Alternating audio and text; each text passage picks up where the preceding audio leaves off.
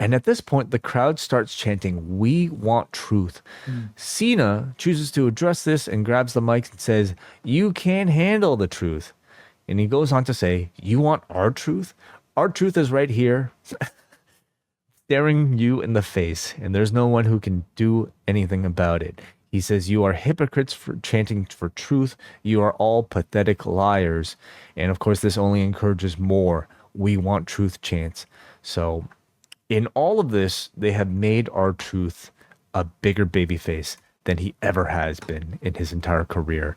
Now, this probably was the most interesting portion of this. Otherwise, I would say pretty typical segment, just kind of putting Yep. all the faces of the main event together.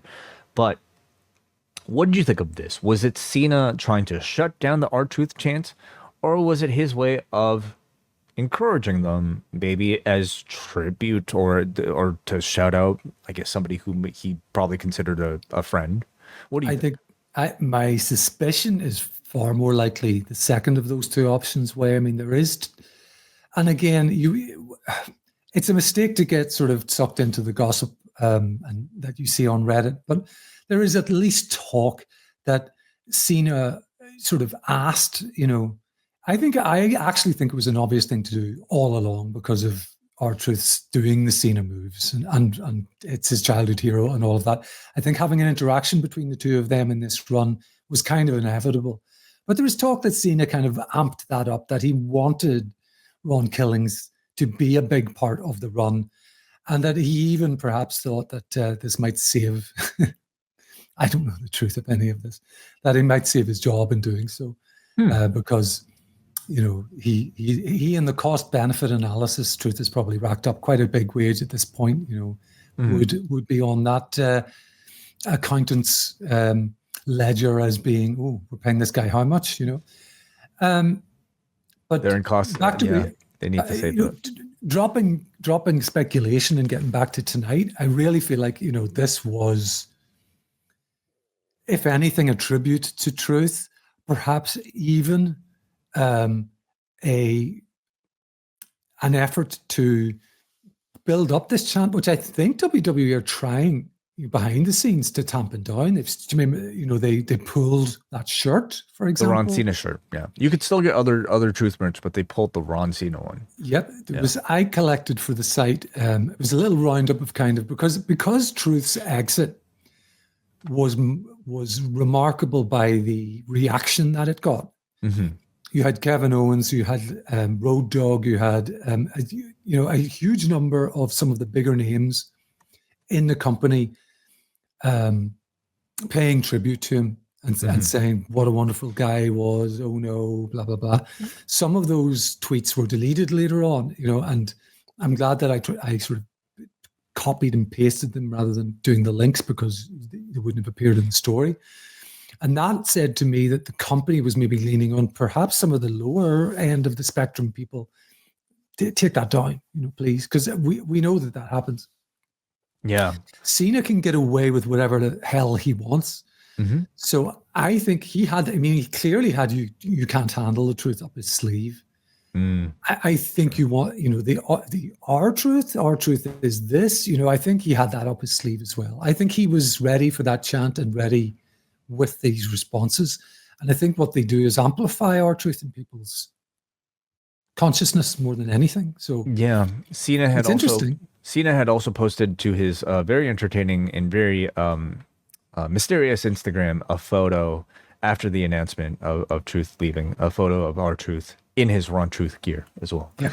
So, yeah, very interesting continuing to see because like all throughout the rest of the show, I'll be honest, I didn't hear any our Truth chants or at least nothing that was notable enough until this final segment.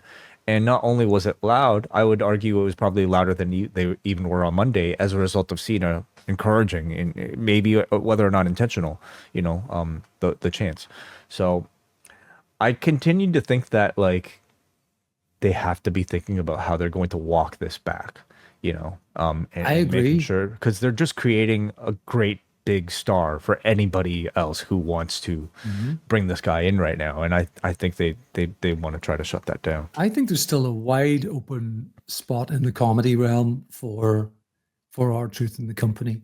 Yeah. And if I'm R-Truth, how much money am I asking for? Am I asking for more than my initial contract, or what? Yeah, I mean, if he's got some cards now, then I you want a should pay him. 20-year contract. Yeah. I mean, Chelsea Green, who's, basically a comedy character, she, one of her tweets was sort of like, Yeah. he blazed the way for what she's doing now and so on. There's definitely a place for that in the whole world of sports entertainment that WWE excels at. I think they will walk this back. That's my suspicion. Yeah. And I think Cena's fueling that. I think he's doing it deliberately. This is all just supposition by me. But yeah. I think who exactly is on board with it? Like, I mean, it's always like interesting to think about like whether or not people are doing something on screen that might be against the wishes of maybe somebody that is above them, and what sort of politicking might be taking place on screen here. I mean, we could just, of course, be, just overthinking everything. But I do also wonder if something like this is something that perhaps a talent is doing to force the hand of an executive who may otherwise decide differently. Yeah, and a talent of the caliber of John Cena, who is one of the few people who could get away with this. Others would have been told, if we want truth chants, ignore them. Mm-hmm. I think with John, he can do what he likes. And up to that, I'll just mention, that up to that point, that's what made this whole segment interesting. Up to that point, it was the usual nonsense like this. I just wanted to mention, when they both had the belts after the beatdown, I take this home. He takes that, meaning the world championship, to the top. Yeah. This makes absolutely no sense. What's the top if he's ruining wrestling by taking that title home? Well, he's taking this lineage of this belt, the Bruno belt, home. That was always his thread. But yeah, exactly. He's not really ruining. You're not really ruining wrestling by doing that. And we know that lineage has been splintered many times. So it's kind of weird. It's June on the Post Wrestling Cafe. We are going through tons of your questions on the Ask Away mailbag show, and we're bringing you not one, but 2 editions of Rewind Away, including a review of the Katsuyori Shibata documentary, California Dreamin', covering his time as head trainer at the LA Dojo. Plus, Karen and Bruce have you covered for New Japan Dominion. Chris from LA has chosen another musical edition of Rewind Away to join Wei Ting and Nate Milton. Plus, we have extended editions of Rewind to Raw, Rewind to Dynamite, and Rewind to SmackDown coming at you every single week, along with all of your weekly favorites. It's postwrestlingcafe.com.